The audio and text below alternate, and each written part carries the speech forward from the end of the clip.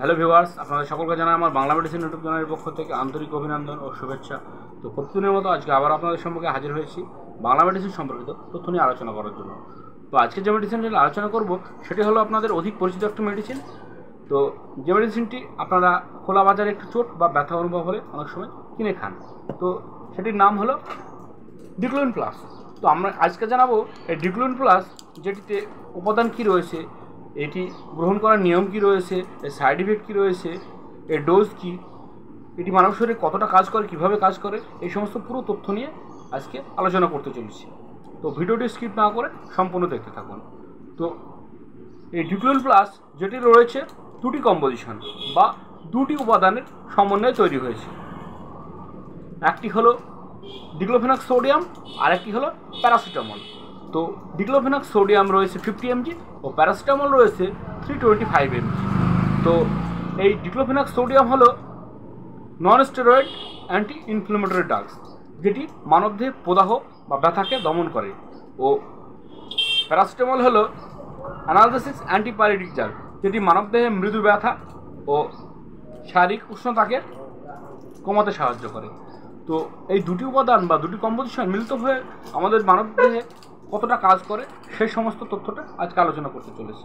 তো এই দুটি কম্পোজিশন একত্রিতভাবে মিলিত হয়ে আমাদের শরীরের প্রদাহ বা ব্যথাকে দমন করতে সাহায্য করে, যেমন muscles pain, hip joint pain, knee joint pain, shoulder joint pain, এছাড়াও রিউমাটয়েড আর্থারাইটিস, অস্টিওআর্থারাইটিস, স্পন্ডিলাইসিসের মতো ব্যথাকেও দমন করতে সাহায্য করে। এছাড়াও ইউরিক অ্যাসিড ও ডাক্তারবাবুরা অস্ত্রোপচারের পর রোগীরা যেন ব্যথা অনুভব না করতে পারে তার জন্য ডাক্তারবাবুরা এই মেডিসিনটি ইনজেকশান ও ট্যাবলেট টিউবে গ্রহণ করে থাকেন। তো এই মেডিসিনটি প্রয়োগ করার ডোজ বা মাত্রা রয়েছে। এটি বিশেষ করে 18 বছরের পর বা অ্যাডাল্ট ডোজে ডাক্তারবাবুরা সকালে ও রাত্রিতে খাবার পর একটি করে দিয়ে থাকেন।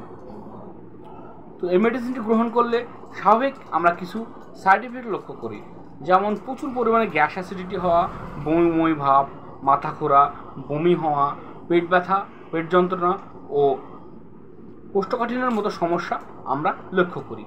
তো এই মেডিসিনটি গ্রহণ করলে অতি অবশ্যই সাবধানতা অবলম্বন করতে হবে।